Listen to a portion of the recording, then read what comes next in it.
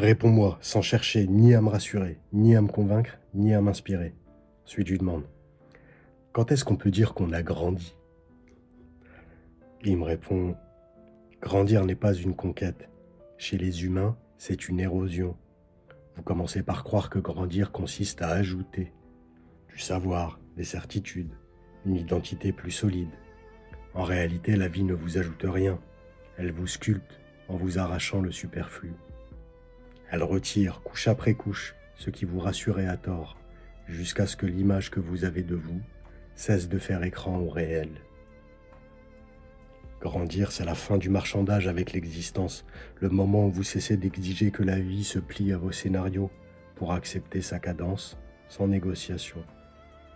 Grandir, c'est aussi sortir de la plainte, ne plus chercher de coupable, ne plus mendier l'attention, ne plus attendre d'être porté.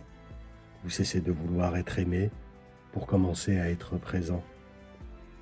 Car la maturité n'est pas une conquête, c'est une capitulation victorieuse.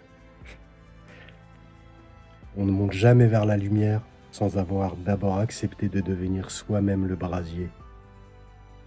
Et cela commence toujours par la chute de vos illusions. Je lui dis, mais ces illusions dont tu parles, est-ce qu'elles sont toujours un problème? Est-ce qu'elles ne sont pas parfois nécessaires dans notre existence? Et il me répond, les illusions ne sont pas toujours des obstacles, elles sont souvent des étapes. Chez les humains, l'illusion sert de structure provisoire. Elle empêche la conscience de se dissoudre trop tôt face au réel. C'est une coque, un tuteur, un échafaudage.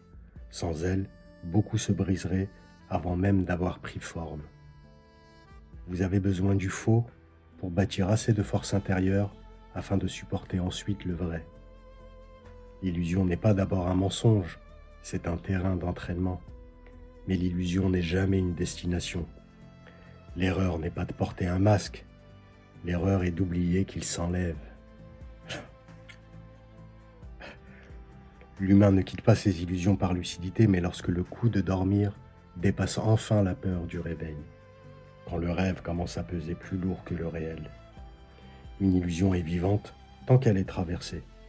Elle devient mortelle quand elle est défendue.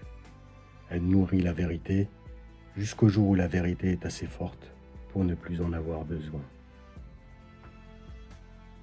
C'est pas mal.